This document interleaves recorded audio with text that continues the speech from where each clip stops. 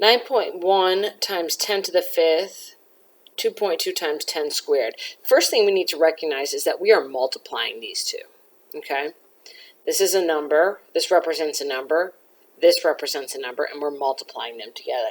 Now, in order to do this, we need to know some rules about multiplication in math. So, if I said, what is 2 times 3 times 4, you would tell me 2 times 3 is 6, 6 times 4 is 24.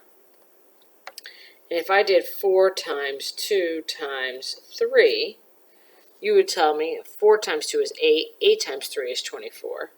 And we'll just do this one more time. 3 times 2, actually we'll do 3 times 4 times 2. 3 times 4 is 12 times 2 is 24. So what we should notice is that as long as I have the same numbers, it does not matter what order that I multiply them in. So I'm going to rewrite this to make it simpler for myself. I'm going to say 9.1 times 2.2 times 10 to the 5th times 10 squared. And immediately I noticed that these two right here have the same base and an exponent. So I'm going to use the product rule, which means I'm going to add my exponents. So I'm going to have 10 to the 7th. And that will effectively eliminate these two, because I'm just combining them to make this. Now, 9.1 times 2.2. 9.1 times 2.2. 1 times 2 is 2. 2 times 9 is 18. Put in the 0.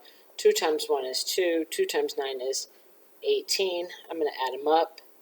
2, 0, 1, 0, 1, 2. Okay.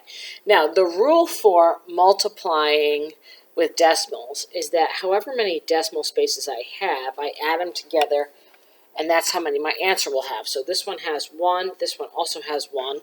So it's combined, they make 2. So my decimal point starts here, moves once, moves twice, and I get 20. So 20.02 times 10 to the 7th. But we need to immediately notice something.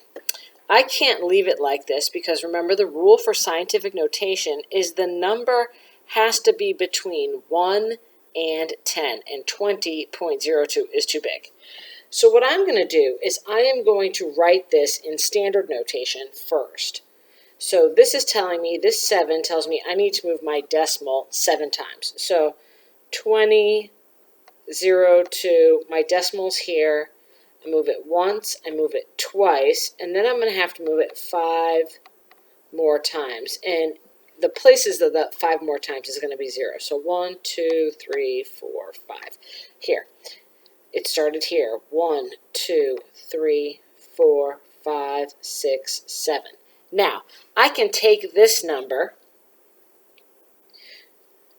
200,200,000, and I'm going to rewrite this in scientific notation. So my decimal was here, and in order for it to be in scientific notation, it would have to be here, because that would make the number between 1 and 10. So I'm going to move it back once, twice, 3, 4, 5, 6, 7, 8. 8 times.